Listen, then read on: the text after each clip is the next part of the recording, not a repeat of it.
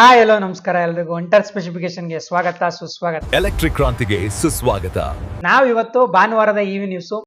So EV ಇನೋವೇಷನ್ಗಳಲ್ಲಿ ಏನೇನಾಗೈತೆ, ಹೊಸ update ಆಗ್ಬೋದು, ಹೊಸ ಬೈಕು, ಬ್ಯಾಟ್ರಿ ಟೆಕ್ನಾಲಜಿ ಏನೇನ್ ನಡೀತೈತೆ ಎಲ್ಲಾನು ಈ ವಿಡಿಯೋದಲ್ಲಿ ಕವರ್ ಮಾಡ್ತೀನಿ. ಸೊ ಬನ್ನಿ ವಿಡಿಯೋನ ಸ್ಟಾರ್ಟ್ ಮಾಡೋಣ. ಫಸ್ಟ್ ಬಂದ್ಬಿಟ್ಟು ಚೈನಾ ಇನ್ಫ್ರಾಸ್ಟ್ರಕ್ಚರ್ ಯಾವ ರೀತಿ ಡೆವಲಪ್ ಮಾಡೋರು ಅಂತ ಗೊತ್ತಾಗಲ್ಲ. ಏನಕ್ಕೆ ಅಂದ್ರೆ ಒಂದು ಮೊಬೈಲ್ ಮ್ಯಾನುಫ್ಯಾಕ್ಚರ್ ಮಾಡೋಂಥ ಕಂಪ್ನಿ ಎಂತ ಇವಿಲಿ ಎಂತ ಕಾರ್ನ ಬಿಡ್ತದೆ ಅಂದ್ರೆ ಟೆಸ್ಲಾಗೂ ಕೂಡ ಟಕ್ಕರ್ ಕೊಡೋ ರೀತಿ. ಈಗ ಇನ್ನೊಂದು ಇನೋವೇಷನ್ ಆಗೈತೆ, ವಾಷಿಂಗ್ ಮಿಷಿನ್ ಮಾಪೆಲ್ಲ ಮ್ಯಾನುಫ್ಯಾಕ್ಚರ್ ಮಾಡ್ತಿದ್ದಂಥ ಕಂಪ್ನಿ ಈಗ ಹೈಯೆಸ್ಟ್ ಸ್ಪೀಡೆಸ್ಟ್ ಕಾರ್ನ ಲಾಂಚ್ ಮಾಡವ್ರೆ. ಇದ್ರ ನೇಮ್ ಬಂದ್ಬಿಟ್ಟು ಡ್ರೀಮ್ ನೆಬಲ್. ನೆಕ್ಸ್ಟ್ 01 ಜೆಟ್ ಎಡಿಷನ್ ಅಂತ ಹೊಸದಾಗಿ ಲಾಂಚ್ ಮಾಡಿರೋದು. 0 to 100 0.9 ಸೆಕೆಂಡ್ ಅಲ್ಲಿ ರೀಚ್ ಆಗ್ತೈತೆ. ಮತ್ತೆ ಇದ್ರ ಆರ್ಸ್ ಪವರ್ ಬಂದ್ಬಿಟ್ಟು 1900 HP ಆರ್ಸ್ ಪವರ್. ಗುರು ಯಪ್ಪ, ರಾಕೆಟ್ ಏನ್ ಥ್ರಸ್ಟ್ ನ ರಿಲೀಸ್ ಮಾಡುತ್ತೆ ಅಷ್ಟು ಥ್ರಸ್ಟ್ ನ ಈ ಗಾಡಿ ರಿಲೀಸ್ ಮಾಡ್ತೈತೆ. ಇದಕ್ಕೆ ಯೂಸ್ ಮಾಡ್ತಾ ಇರೋದು solid state battery. 450 watt per KG. ಒಂದು ಕಿಲೋವ್ಯಾಟ್ ಬ್ಯಾಟ್ರಿಲಿ 450 ವ್ಯಾಟ್ ಪರ್ ಕೆಜಿ ಅಷ್ಟು ಪವರ್ ನ ರಿಡ್ಯೂಸ್ ಮಾಡುತ್ತೆ. ರೇಂಜ್ ಬಂದ್ಬಿಟ್ಟು ಒಂದು ಸಿಂಗಲ್ ಚಾರ್ಜ್ ಅಲ್ಲಿ 550 ಕಿಲೋಮೀಟರ್ ರೇಂಜು. ಇಂಥ ಫಾಸ್ಟೆಸ್ಟ್ ಕಾರ್ನ 550 ಕಿಲೋಮೀಟರ್ ರೇಂಜ್ ಅಲ್ಲಿ ಕೊಡ್ತಾವ್ರೆ ಅಂದ್ರೆ ನೆಕ್ಸ್ಟ್ ಲೆವೆಲ್. ಇನ್ನು ಮೇನ್ ಸೆನ್ಸರ್ ಎಲ್ಲ ಬಿಟ್ಟವ್ರೆ. ಇವಾಗ ಜಸ್ಟ್ ಅವರು ಕಾನ್ಫಿಗ್ರೇಷನ್ ಬಿಟ್ಟಿದ್ದಾರೆ. ಇನ್ನು ಆನ್ ರೋಡ್ ಟೆಸ್ಟ್ ಎಲ್ಲ ಆಗಿಲ್ಲ, ನೆಕ್ಸ್ಟ್ ಬಂದು ಟೆಸ್ಟ್ ಆಗುತ್ತೆ. ಸೊ ಅಲ್ಲಿಗಂಟ ವೆಯ್ಟ್ ಮಾಡಬೇಕು. ಚೈನಾದವರು ಇನೋವೇಷನ್ಗಳನ್ನ ಕೇಳ್ಬಿಟ್ರೆ ಇವಿಲಿ ದಂಗಾಗ್ಬಿಡೋದೆ. ಟೆಸ್ಲಾ ಅಂತ ಕಂಪ್ನಿಗಳನ್ನ ಕೂಡ ಟಕ್ಕರ್ ಹೊಡ್ಕೊಂಡು ಹೋಗ್ತಾವ್ರೆ. ಗುರುಗ್ರಾಮಲ್ಲಿ ಏನ್ ಪ್ರಾಬ್ಲಮ್ ಆಗಿತ್ತು ಅಂದ್ರೆ, ಯಾರು ದೊಡ್ಡ ದೊಡ್ಡ ಬಿಲ್ಡಿಂಗ್ ಗಳು ಕನ್ಸ್ಟ್ರಕ್ಷನ್ ಗಳು ಅಂದ್ರೆ ಒಂದು 3 ಫ್ಲೋರ್ 4 ಫ್ಲೋರ್ ಯಾವ್ದು ಕಮರ್ಷಿಯಲ್ ಬಿಲ್ಡಿಂಗ್ ಗಳು ಇರುತ್ತೆ, ರೆಸಿಡೆಂಟ್ ಗಳಿರುತ್ತೆ, ಅಲ್ಲೆಲ್ಲೂ ಕೂಡ ಚಾರ್ಜಿಂಗ್ ಪಾಯಿಂಟ್ ಹಾಕಕ್ಕೆ ಬಿಡ್ತಿರ್ಲಿಲ್ಲ. ಏನಕ್ಕೆ ಅಂದ್ರೆ ಅದಕ್ಕೆ NOC ಕೊಡಬೇಕು. ಫೈರ್ ಅಗ್ನಿಶಾಮಕ ದಳದಿಂದ ಒಂದು NOC ಕೊಡ್ತಾರೆ. ಇದರಿಂದ ಏನು ತೊಂದರೆ ಇಲ್ಲ, ಆವಾಗ ಚಾರ್ಜರ್ ಇನ್ಫ್ರಾಸ್ಟ್ರಕ್ಚರ್ ಹಾಕ್ಬೋದು ಅಂತ. ಅದಾದ್ಮೇಲೆ ನಾವು ಅಲ್ಲಿಗಂಟ ಚಾರ್ಜರ್ ಹಾಕಕ್ಕಾಗೋದು, ಅದಕ್ಕಿಂತ ಮುಂಚೆ ಹಾಕಕ್ಕಾಗಲ್ಲ. ಸೊ ಆ NOC ಕೊಡದೇ ಇರೋದ್ರಿಂದ ಗುರುಗ್ರಾಮಲ್ಲಿ ಯಾವುದೇ ರೀತಿ ಚಾರ್ಜರ್ಗಳನ್ನ ಹಾಕಕ್ಕಾಗ್ತಿಲ್ಲ. ಈಗ ಇದನ್ನ ಸಾರ್ಟ್ ಔಟ್ ಮಾಡೋಕ್ಕೋಸ್ಕರ ಇವಿ ಲವರ್ಸ್ ಯಾರ್ಯಾರಿದ್ರು ಸೊ ಅವರೆಲ್ಲ ಸೇರ್ಕೊಂಡು ರೆಸಿಡೆನ್ಸಿಯಲ್ ವೆಲ್ಫೇರ್ ಅಸೋಸಿಯೇಷನ್ ಇಂದ ಹೋಗಿ ಕೇಳಿದ್ದಾರೆ, ಏನಕ್ಕೆ ನೀವು ಚಾರ್ಜರ್ ಹಾಕ ಕೊಡ್ತಾರಲ್ಲ, ಈ ತರ ಪ್ರಾಬ್ಲಮ್ ಮಾಡ್ತಾ ಇದೀರ ಅಂತ. ಸೊ ಇವಾಗ ಅವರು ಒಂದು ಡ್ರಾಫ್ಟೇ ಇರ್ಲಿಲ್ಲ ಅಂತ ಅವ್ರ ಹತ್ರ. ಸೊ ಇವಾಗ ಒಂದು ಡ್ರಾಫ್ಟ್ ನ ರೆಡಿ ಮಾಡಿ ನೆಕ್ಸ್ಟ್ ಚಾರ್ಜರ್ನ ಎಲ್ಲ ಏನ್ ಅಪಾರ್ಟ್ಮೆಂಟ್ ಗಳಿದೆ ಸೊ ಅಲ್ಲೆಲ್ಲ ಕೂಡ ಇನ್ಸ್ಟಾಲ್ ಮಾಡಬಹುದು ಅಂತ ಹೇಳಿದ್ದಾರೆ. ಇವಾಗ ಡ್ರಾಫ್ಟ್ ರಿಲೀಸ್ ಮಾಡವ್ರೆ. ಈ ರೀತಿ ಡ್ರಾಫ್ಟ್ ಬರುತ್ತೆ, ಈ ತರ ರೂಲ್ಸ್ ರೆಗ್ಯುಲೇಷನ್ ಫಾಲೋ ಮಾಡ್ಬೇಕು ಅಂತ ಹಾಕೋರೆ. ಯಾರು ಕಾರು ಬೈಕ್ ನ ತಗೋತೀರಾ ಅವ್ರಿಗಂತೂ ಬೇಜಾರಾಗಂತ ವಿಷಯ. ನಿತಿನ್ ಗಡ್ಕರಿ ಅವರು ಒಂದು ಇಂಟರ್ವ್ಯೂ ಅಲ್ಲಿ ಹೇಳಿದ್ರೆ, ಭಾರತದಲ್ಲಿ ಪೆಟ್ರೋಲ್ ಮತ್ತೆ ಡೀಸೆಲ್ ವಾಹನಗಳಿಗೆ ಭವಿಷ್ಯವಿಲ್ಲ. ಅದು ಯಾರು ಹೇಳಿರೋದಲ್ಲ, ಸಾರಿಗೆ ಸಚಿವರಾದಂತ ನಿತಿನ್ ಗಡ್ಕರಿ ಅವರು ಹೇಳ್ಬಿಟ್ಟವ್ರೆ. ಫ್ಯೂಚರ್ ನಾವು ಏನೇ ಆದ್ರೂ ಗ್ರೀನ್ ಎನರ್ಜಿ ಮೇಲೆ ಡಿಪೆಂಡ್ ಆಗೋದು. ಎಥನಾಲು, ಗ್ರೀನ್ ಹೈಡ್ರೋಜನ್, ಎಲೆಕ್ಟ್ರಿಕ್ ವಾಹನ, ಬಯೋ CNG ಇವ್ರ ಮೇಲೆ ನಾವು ಡಿಪೆಂಡ್ ಆಗೋದು. ಸೊ ಅದರಿಂದ ಯಾರೇ ಫ್ಯೂಚರ್ ಪ್ಲಾನಿಂಗ್ ಅಲ್ಲಿ ವೆಹಿಕಲ್ ಗಳನ್ನ ತಗೋತಾ ಇದೀವಿ ಅಂದ್ರೆ ಆದಷ್ಟು ಇವ್ರ ಮೇಲೆ ತಗೊಳ್ಳಿ ಅಂತ ಹೇಳಿದ್ದಾರೆ. ಸೊ ಇದರಿಂದ ಏನಂದ್ರೆ ಒಂದು ಎನ್ವೈರನ್ಮೆಂಟ್ಗೆ ಏನ್ ವಾತಾವರಣ ಹಾಳಾಗ್ತಾ ಇದೆ ಕಾರ್ಬನ್ ಮೊನಾಕ್ಸೈಡ್ ಇದರಿಂದ, ಸೊ ಅದೊಂದು ತಕ್ಕ ಮಟ್ಟಕ್ಕೆ ಕಮ್ಮಿ ಆಗುತ್ತೆ. ಬಟ್ ಆದ್ರೆ ಜನ ಹೇಗೆ ಅಡಾಪ್ಟ್ ಮಾಡ್ಕೋತಾರೆ ಮತ್ತೆ ಕಂಪ್ನಿಗಳು ಯಾವ ರೀತಿ ಎಷ್ಟು ಗುಡ್ ಕ್ವಾಲಿಟಿ ಪ್ರಾಡಕ್ಟ್ ನ ಕೊಡ್ತಾರೆ ಅದ್ರ ಮೇಲೆ ಡಿಪೆಂಡ್ ಆಗುತ್ತೆ ಇದು. ನೆಕ್ಸ್ಟ್ ನ್ಯೂಸ್ ಬಂದ್ಬಿಟ್ಟು ಬಜಾಜ್ ಚೇತಕ್ ಕಡೆಯಿಂದ. ಬಜಾಜ್ ಚೇತಕ್ ಅವರು ಅಂತೂ ಇಂತೂ ಇವಾಗ ಮಾರ್ಕೆಟ್ಗೆ ಒಂದು ಲೆವೆಲ್ಗೆ ಓಪನ್ ಅಪ್ ಆಗ್ತಾವ್ರೆ ಅಂತ ಹೇಳ್ಬೇಕು. ಯಾಕಂದ್ರೆ ಅವರು ಹೈಯೆಸ್ಟ್ ಟಾಪ್ ಸ್ಪೀಡ್ ಗಾಡಿ ಅಂದ್ರೆ 73 ಕಿಲೋಮೀಟರ್ ಇತ್ತು. ಈಗ ಎಲ್ಲಾನು ಕೂಡ 80 ಕಿಲೋಮೀಟರ್ ಮಾಡಿದ್ದಾರೆ. ಪ್ರತಿಯೊಂದು ಗಾಡಿಗೂ ಕೂಡ ಏನೇನು ಅವ್ರದ್ದು ಕಿಲೋಮೀಟರ್ಗಳು ಕಮ್ಮಿ ಇತ್ತು ಅದನ್ನೆಲ್ಲ ಒಂದೊಂದು ಸ್ಪೀಡು, ಟಾಪ್ ಸ್ಪೀಡು ಒಂದು 80 ಕಿಲೋಮೀಟ್ರು. ರೇಂಜ್ ಏನು ಇಂಪ್ರೂವ್ಮೆಂಟ್ ಆಗಿಲ್ಲ, ರೇಂಜ್ ಅಷ್ಟೇ ಇದೆ, ಬಟ್ ಟಾಪ್ ಸ್ಪೀಡು. ಮತ್ತೆ ಕೆಲವೊಂದು ಫೀಚರ್ಸ್ನ ಕೊಡ್ತಾವ್ರೆ. ಆನ್ ಬೋರ್ಡ್ ನ್ಯಾವಿಗೇಷನ್ ಕೊಡ್ತಾವ್ರೆ. ಈಗ ಅಲ್ಲಿ ಡಿಸ್ಪ್ಲೇನೇ ಮ್ಯಾಪನ್ನು ನೋಡೋ ರೀತಿ ಕೆಲವೊಂದು ಫಿಕ್ಸ್ ಮಾಡ್ತಾವ್ರೆ. ಸೊ ಇನ್ನೂ ಕಾಂಪಿಟೇಷನ್ಗೆ ಬರಬೇಕು. ಬಟ್ ಆದರೆ ಅವ್ರಿಗೆ ಸೇಲ್ಸ್ ಆಗ್ತಿರೋದು ಏನಕ್ಕಂದ್ರೆ ಗಾಡಿಗಳು ಏನು ಪ್ರಾಬ್ಲಮ್ ಬರ್ತಾ ಇಲ್ಲ ಮತ್ತೆ ಒಳ್ಳೆ ಕ್ವಾಲಿಟಿ ಐತೆ ಅಂತ.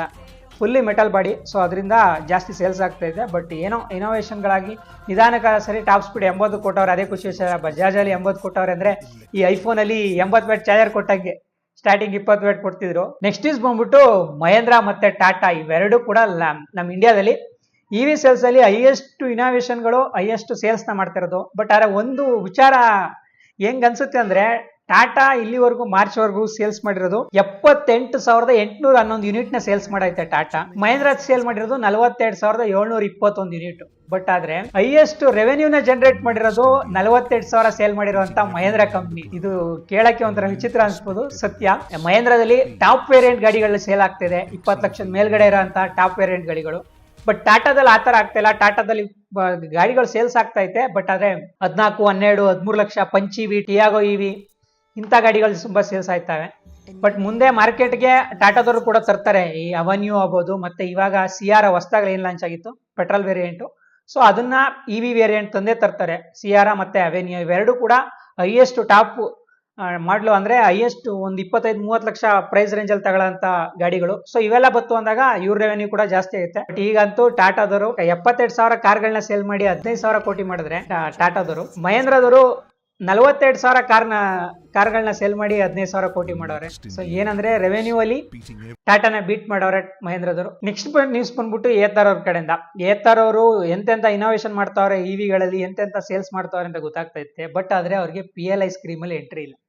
ಹೊಸ ಸ್ಟಾರ್ಟ್ಅಪ್ ಕಂಪ್ನಿಗಳು ಏನೇನ್ ಐತೆ ಆ ಕಂಪ್ನಿಗಳು ಯಾವ ಕೂಡ PLI ಸ್ಕೀಮ್ಗೆ ಎಂಟ್ರಿ ಆಗ್ತಿಲ್ಲ. ಆ ರೀತಿ ಐತೆ ರೂಲ್ಸ್ ರೆಗ್ಯುಲೇಷನ್ಸ್. ರೀಸೆಂಟ್ ಆಗಿ ಬಂದಿರೋ ಬಜಾಜ್ ಕೂಡ ಎಂಟ್ರಿ ಆಗೈತೆ, TVS ಕೂಡ ಎಂಟ್ರಿ ಆಗೈತೆ. ಅದ್ರಲ್ಲಾಗಿ ಸ್ಟಾರ್ಟ್ಅಪ್ ಅಲ್ಲಿ ಒಂದೇ ಒಂದು ಎಂಟ್ರಿ ಆಗಿರೋದು ಅಂದ್ರೆ ಓಲಾದವ್ರು ಏನಂದ್ರೆ ಅವ್ರ ಮಾರ್ಕೆಟ್ ಕ್ಯಾಪ್ ದೊಡ್ಡದಾಗೈತೆ, ಅದರಿಂದ ಎಂಟ್ರಿ ಆಗೈತೆ. ಏತರ ಎಂಟ್ರಿ ಆಗಾಗ್ತಿಲ್ಲ.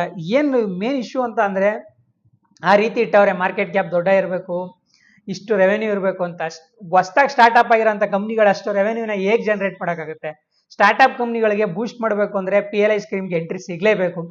ಅದಕ್ಕೆ ಈಗ ಏತರ್ ಕಂಪ್ನಿ CEO ಕೂಡ ಹೇಳ್ಬಿಟ್ಟವ್ರೆ, ಸ್ಟಾರ್ಟ್ಅಪ್ ಅನ್ನೋದು ಯಾವ ರೀತಿ ಅಂದ್ರೆ ಒಂದು ಟ್ರೈನ್ ಬೋಗಿ ಐತೆ ಅಂದ್ರೆ ಫ್ರಂಟ್ ಅಲ್ಲಿ ಇಂಜಿನೇ ಸ್ಟಾರ್ಟ್ಅಪ್ ಕಂಪ್ನಿಗಳು. ಇಂಜಿನ ನೀವು ಚೆನ್ನಾಗಿ ನೋಡ್ಕೊಳ್ಳಿಲ್ಲ ಅಂದ್ರೆ ಹಿಂದ್ಗಡೆ ಇರೋಂಥ ಬೋಗಿಗಳು ನೋಡ್ಕೊಂಡು ಏನ್ ಪ್ರಯೋಜನ? ಸೊ ಇಂಜಿನೇ ಇಲ್ಲ ಅಂದ್ರೆ ಟ್ರೈನೇ ಮುಂದಕ್ಕೆ ಹೋಗಲ್ಲ ಅಂತ. ಅದು ನಿಜ. ಯಾಕಂದ್ರೆ ಸ್ಟಾರ್ಟ್ಅಪ್ ಕಂಪ್ನಿಗಳ ಇನೋವೇಷನ್, ಹೊಸ ಹೊಸ ಟೆಕ್ನಾಲಜಿ ಏನೇ ಒಂದಾಗ್ಲೂ ಬಿಲ್ಡ್ ಮಾಡೋದು. ಈ ಲೆಜೆಸಿ ಕಂಪ್ನಿಗಳಂತ ಏನೈತೆ, ನಾನು ಆ ಕಂಪ್ನಿಗಳನ್ನ ಬ್ಲೇಮ್ ಮಾಡ್ತಿಲ್ಲ, ಇರೋ ಪ್ರಾಕ್ಟಿಕಲ್ನ ಹೇಳ್ತಾ ಇದೀನಿ. ಈ TVS ಆಗ್ಬೋದು, ಬಜಾಜ್ ಚೇತಕ್ ಆಗ್ಬೋದು, ಅಲ್ಲಿಂದ ಎಲ್ಲಿಂದ ತರಿಸ್ತಾರೆ, ಪಾರ್ಟ್ಸ್ ಇನ್ಸ್ಟಾಲ್ ಮಾಡ್ತಾರೆ, ಮಾರ್ತಾರೆ. ಅವ್ರಿಗೇನಂದ್ರೆ ತಲೆ ಕೆಡ್ಸ್ಕೊಬಾರ್ದು. ಜನಕ್ಕೆ ಯಾವ್ದೋ ಒಂದು ಪ್ರಾಡಕ್ಟ್ ಕೊಡಬೇಕು, ಕಮ್ಮಿದೆ ಆದ್ರೂ ಪರವಾಗಿಲ್ಲ, ಜನಕ್ಕೆ ತಲೆನೋವು ಇಲ್ದಾನೆ ಇರೋಂಥ ಒಂದು ಪ್ರಾಡಕ್ಟ್ ಕೊಡಬೇಕು, ಅದರಿಂದ ದುಡ್ಡು ತಗೋಬೇಕು. ಆ ರೀತಿ ಮಾಡ್ತಾರೆ. ಬಟ್ ಸ್ಟಾರ್ಟ್ಅಪ್ಗಳು ಹಂಗಲ್ಲ, ಕೋಟಿ ಕೋಟಿ ಖರ್ಚು ಮಾಡ್ತಾರೆ ಹೊಸ ಹೊಸ ಇನೋವೇಷನ್ಗಳಿಗೆ ಪ್ರತಿಯೊಂದಕ್ಕೂ. ಸೊ ಅದರಿಂದ ಗೌರ್ಮೆಂಟ್ ಕಡೆಯಿಂದ PLI ಸ್ಕೀಮ್ಗೂ ಕೂಡ ಎಂಟ್ರಿ ಕೊಡಬೇಕು. ಇದರಿಂದ ಏತರವರಿಗೆ 14% 16% ರೆವೆನ್ಯೂ ಲಾಸ್ ಆಗ್ತೈತೆ. ನೋಡ್ಬೇಕು ಮುಂದೆ ಗೌರ್ಮೆಂಟ್ ಏನಾರ ಇದಕ್ಕೆ ಹೊಸ ಡ್ರಾಫ್ಟ್ ಏನಾರ ತಂದು ಏನಾರ ಒಂದು ಹೊಸ ಇನೋವೇಷನ್ ಮಾಡ್ತಾರ ಅಂತ. ಇದಾದ್ಮೇಲೆ ನೆಕ್ಸ್ಟ್ ನ್ಯೂಸ್ ಬಂದ್ಬಿಟ್ಟು, ಪೋಲೋ ಕಾರ್ನ ಎಷ್ಟು ಜನ ಇಷ್ಟಪಡಲ್ಲ, ಸಿಕ್ಕಾಬಡ ಜನ ಕ್ರೇಜ್ ಇರ್ತದೆ ಪೋಲೋ. ಬಟ್ ಇವಾಗ ಪೋಲೋದವರು EV ವೇರಿಯಂಟ್ ನ ರಿಲೀಸ್ ಮಾಡವ್ರೆ. ಇದ್ರ ಬ್ಯಾಟ್ರಿ ಪ್ಯಾಕ್ ಬಂದ್ಬಿಟ್ಟು 36 kilowatt, IDC range 329 kilometre, horse power ಬಂದ್ಬಿಟ್ಟು 135 HP ಆರ್ಸ್ ಪವರ್, 23 ನಿಮಿಷದಲ್ಲಿ 10ರಿಂದ 80% ಚಾರ್ಜ್ ಆಗ್ತೈತೆ. ಇದರಲ್ಲೇ ಇನ್ನೊಂದು ವೇರಿಯಂಟ್ ಬಂದ್ಬಿಟ್ಟು 52 ಕಿಲೋವ್ಯಾಟ್, IDC ರೇಂಜ್ ಬಂದ್ಬಿಟ್ಟು 454 ಕಿಲೋಮೀಟರ್, ಆರ್ಸ್ ಪವರ್ ಬಂದ್ಬಿಟ್ಟು 211 ಮತ್ತೆ 24 ನಿಮಿಷದಲ್ಲಿ 10ರಿಂದ 18% ಆಗ್ತೈತೆ. 48 ಲೀಟರ್ ಡಿಕ್ಕಿ ಸ್ಪೇಸ್ ಸಿಗ್ತೈತೆ. 80 ದಶಕದ ಹಿಂದೆ ಏನು ರೆಟ್ರೋ ಲುಕ್ ಇತ್ತು ಅದೇ ರೆಟ್ರೋ ಲುಕ್ ಅಲ್ಲಿ ಬಂದೈತೆ ನೋಡಕ್ಕೆ. ಇಲ್ಲಿ ನೋಡ್ಬೋದು, ತೋರಿಸ್ತಾ ಇದ್ದೀನಿ ವಿಡಿಯೋದಲ್ಲಿ. ಇದ್ರ ಬೆಲೆ ಅರೌಂಡ್ ಒಂದು 22 23 ಲಕ್ಷ. ಇಂಡಿಯಾಗಂತೂ ಬಂದಿಲ್ಲ ಅಟ್ ಪ್ರೆಸೆಂಟು. ಜರ್ಮನಿಯಲ್ಲಿ ಈ ಪ್ರೈಸ್ ರೇಂಜ್ ಅಲ್ಲಿ ಲಾಂಚ್ ಆಗ್ತೈತೆ. ಮೋಸ್ಟ್ಲಿ ಪೋಲಾದವರು ಇಂಡಿಯಾಗೆ ಎಂಟ್ರಿ ಕೊಡಲ್ಲ ಅನ್ಕೋತೀವಿ. ಏನಕ್ಕಂದ್ರೆ 22 ಲಕ್ಷಕ್ಕೆ ನಮ್ಮಲ್ಲಿ ಎಂತೆಂತ ಕಾರ್ ಬರ್ತದೆ ಅಂದ್ರೆ. ಇದಿಷ್ಟು ಈ ಭಾನುವಾರದ EV ನ್ಯೂಸ್ ಆಗಿತ್ತು. ಈ EV ನ್ಯೂಸ್ ಅಲ್ಲಿ ಹೊಸದಾಗಿ ಏನಾದ್ರು ತಿಳ್ಕೊಂಡಿದ್ರೆ ಅಂತ ಅನ್ಕೊಂಡಿದ್ದೀನಿ. ಯಾವ್ದು ತಿಳ್ಕೊಂಡಿಲ್ಲ ಅಂದ್ರೆ ನಾನು ಯಾವ್ದಾರ EV ನ್ಯೂಸ್ ಮಿಕ್ಸ್ ಮಾಡಿದ್ರೆ ಕಮೆಂಟ್ ಬಾಕ್ಸ್ ಅಲ್ಲಿ ತಿಳಿಸಿ ಅಂತ ಹೇಳ್ತಾ ಈ ವಿಡಿಯೋನ ಇಲ್ಲಿಗೆ ಮುಗಿಸ್ತೀನಿ. ಸಿಗೋಣ ಮುಂದಿನ ವಿಡಿಯೋದಲ್ಲಿ. ಅಲ್ಲಿವರೆಗೂ ಟೇಕ್ ಕೇರ್, ಬೈ ಬೈ, ಧನ್ಯವಾದಗಳು. ಹಂಟರ್ ಸ್ಪೆಸಿಫಿಕೇಶನ್ ಕನ್ನಡಿಗ ನೋಡಿದ್ದಕ್ಕಾಗಿ ಧನ್ಯವಾದಗಳು.